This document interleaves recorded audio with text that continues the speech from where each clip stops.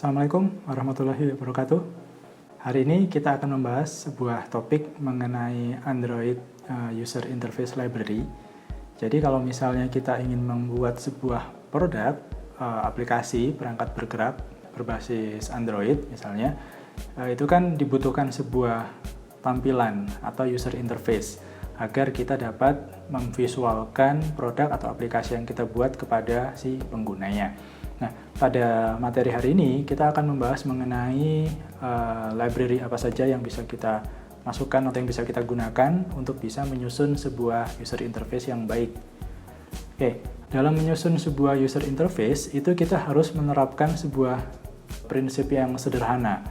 Jadi yang simple, kemudian tidak terlalu banyak fitur-fitur yang mungkin tidak perlu, karena pengguna atau user itu kan mereka hanya fokus kepada permasalahannya, kemudian mereka menyelesaikan dengan produk atau aplikasi yang kita hasilkan. Jadi kalau misalnya kita ingin membuat sebuah tampilan yang aneh-aneh, itu malah justru tidak berguna bagi si pengguna. User interface pada prinsipnya dia merupakan sebuah view atau tampilan atau bagaimana kita bisa menunjukkan apa yang kita buat kepada si pengguna.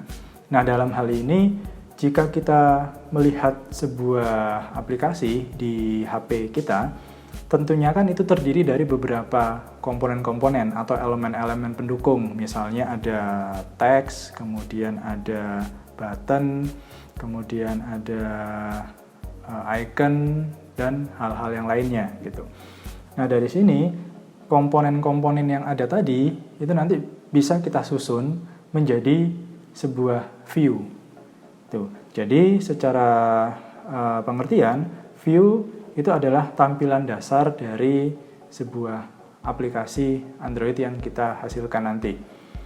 Komponen-komponen dalam view tadi ada teks, jadi dia dapat menampilkan teks dalam bentuk text view misalnya, kemudian dapat kita gunakan untuk mengedit teks, kemudian juga terdiri dari button atau tombol, di mana terdapat menu, kemudian untuk kontrol-kontrol yang lainnya juga, kemudian dia bersifat scrollable, jadi dia dapat di scroll ke atas, ke bawah, kiri, kanan, swipe, kemudian terdapat recycler view, dan juga dia berupa image view. Dia bisa menampilkan gambar, kemudian dia bisa menampilkan video, dan lain sebagainya.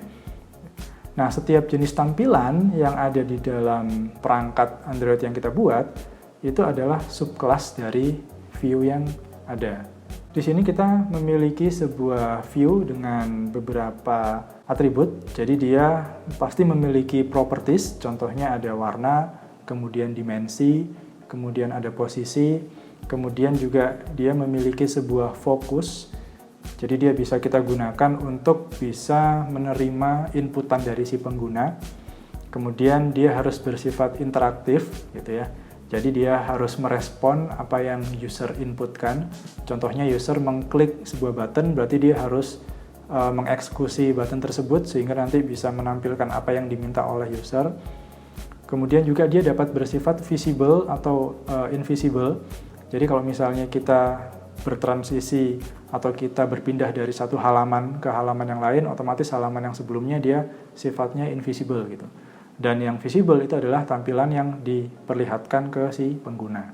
Ada dua properties utama dalam menyusun sebuah user interface, yaitu yang pertama adalah layout width dan yang kedua adalah layout height. Oke, nanti akan kita bahas lebih lanjut.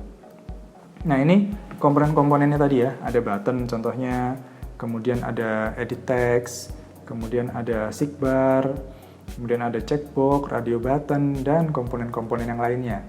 Jadi nanti teman-teman bisa mengekspor sendiri kira-kira ada komponen apa saja selain yang sudah saya sebutkan tadi untuk bisa menyusun sebuah user interface.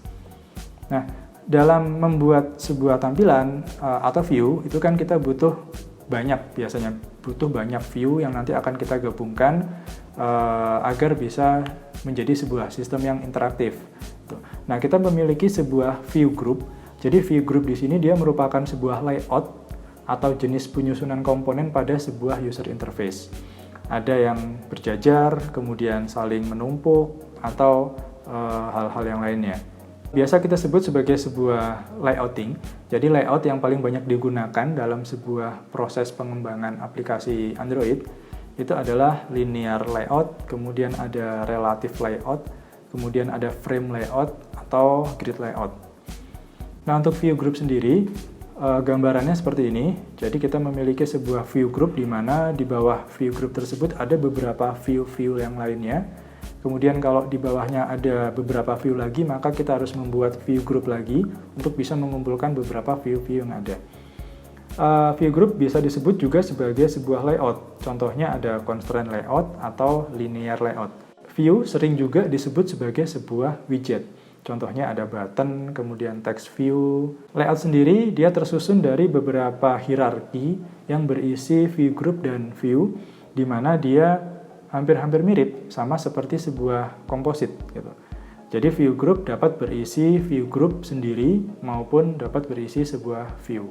Nah, semakin dalam susunan hierarkinya, maka kinerja aplikasinya tentunya akan berpotensi melambat atau berat gitu.